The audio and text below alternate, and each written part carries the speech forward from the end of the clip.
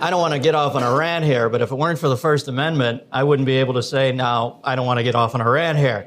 I'd be just some guy who works in a deli and says, fuck a lot, you know? The First Amendment reads as follows: Congress shall make no law respecting an establishment of religion or prohibiting the free exercise thereof or abridging the freedom of speech or of the press or of the right of the people peaceably to assemble and to petition the government for redress of grievances. Wow. That is some tight, clean, sensical writing. This country was settled by people who did not want to be censored, who wanted the freedom to say what they felt. That's why they came here and killed the Indians in the first place. You know,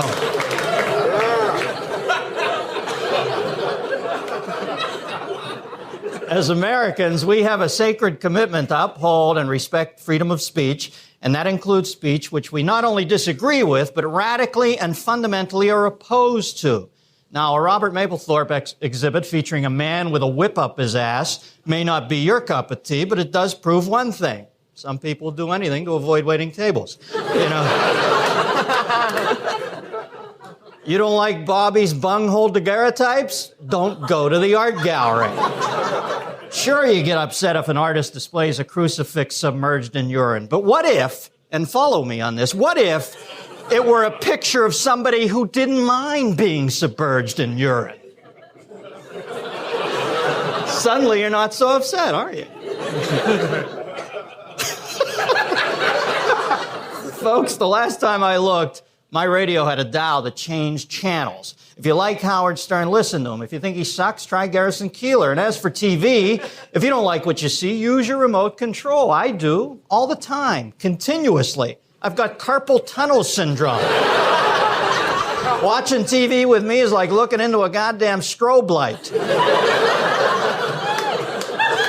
Should Andy Rooney be allowed to make homophobic comments to a newspaper? Sure. Is he right? Of course not. Should CBS fire him? Absolutely. Not for the homophobic comments, because the motherfucker hasn't said anything funny in 15 years.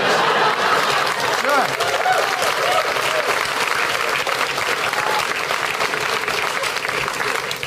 Sure, I'd like to see them stop airing the moronic bedroom secrets of dumb fat jerk-offs on daytime talk shows. I'd like to see them put a moratorium on movies that feature Harvey Keitel's dick, for God's sakes.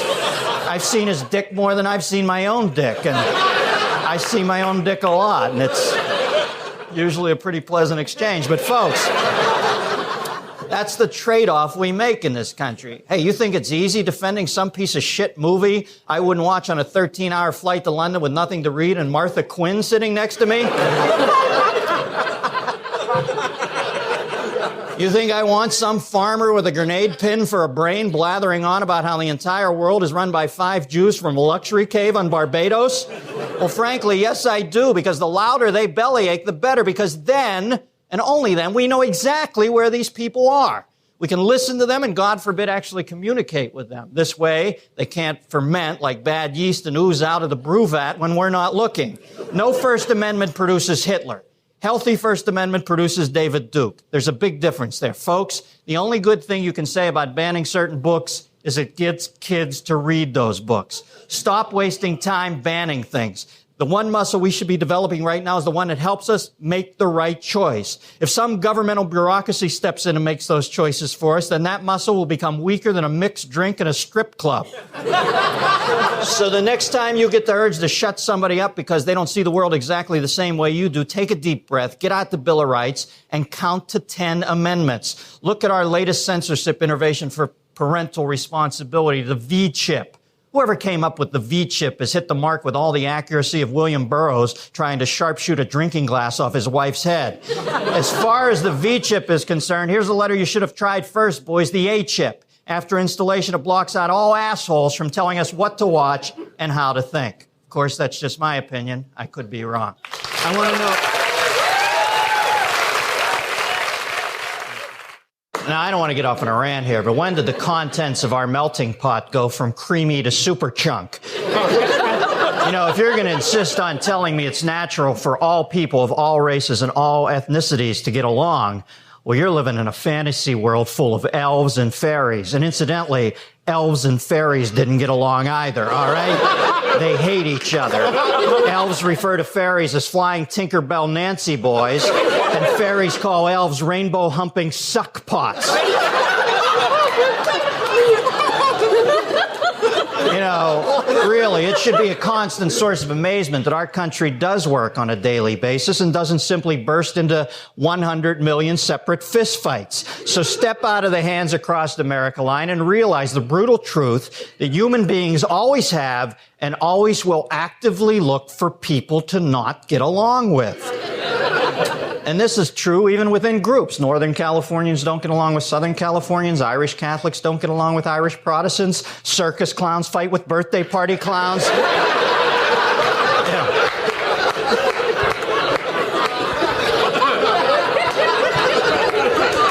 Begrudging someone else's existence just happens to be the most convenient way to validate your own. And nowhere are these ego-driven prairie skirmishes more prevalent than the Tigris and Euphrates of immigration, good old America. Now listen, I'm all for legal immigration, but I am unequivocally against illegal immigration. You know why?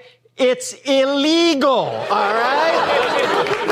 Where is it written that you can la-di-da across the border at 9 a.m. and get your teeth capped for free that afternoon?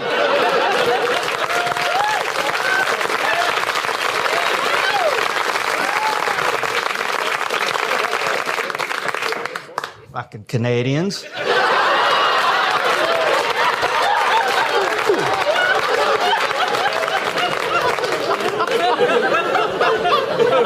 In addition to immigration, our country also plays host to the United Nations, where the American taxpayer gladly foots the bill for the sons of foreign leaders to escape date rape charges through diplomatic immunity. I must admit, when people from other countries do abuse our largesse, I just want to hire a welder to go up to the Statue of Liberty and turn that welcoming torch into a giant middle finger. So I guess I am a little possessive about this great big love of a country that I call my own, but just a little possessive. And I'm not going to pin the blame on the immigrants for all our country's problems. As a matter of fact, I believe America, much like Keith Richards, thrives on new blood.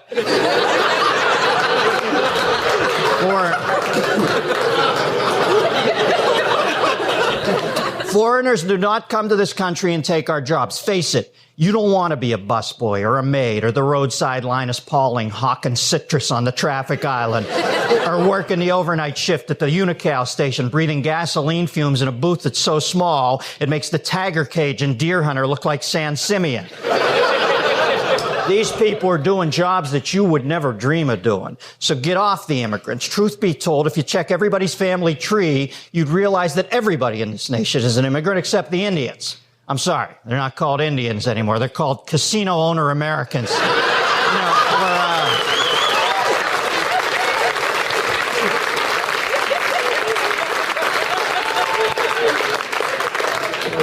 We are all imported goods. It's just that from day one, people who came here by boat looked down on the people who came here by foot.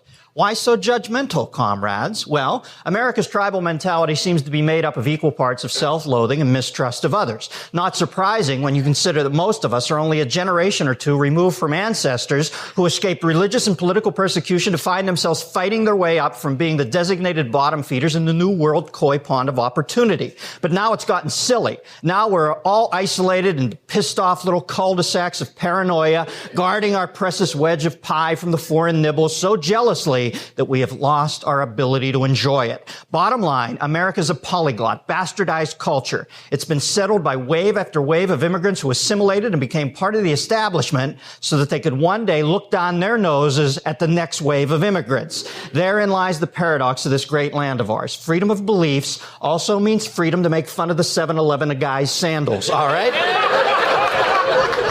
But poking fun is one thing, and exclusionary discrimination another. And if we're not going to walk the walk, it's time to take down Lady Liberty, which, by the way, was a gift from the stinky French, and replace her with the doorman from the Roxbury. Remember, xenophobia doesn't benefit anybody unless you're playing high-stakes Scrabble. On the other side of the coin, be it the rupee, the drachma, the peso, bakshish, or wampum, The favor of inclusion deserves the courtesy of assimilation. Make the effort. It's poor party manners to come to live in this country and then have a hissy fit because the parking signs aren't posted in Hmong, okay?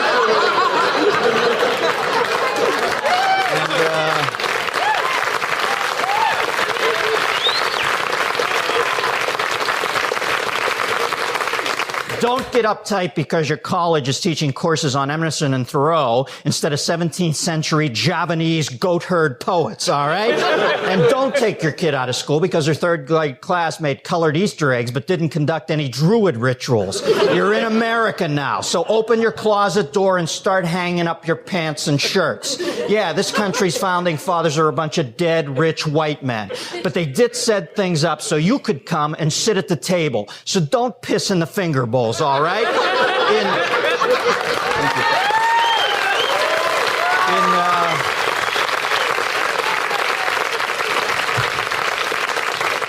In return for unfettered economic opportunity and no government death squads, try to get along with your new stepmotherland. And don't be resentful if there's a set of house rules already in place. Go with the flow. Pay your taxes. Speak the language. Garlic is not a cologne. And for Christ's sake, left lane fast, right lane slow. Of course, that's just my opinion. I could be wrong.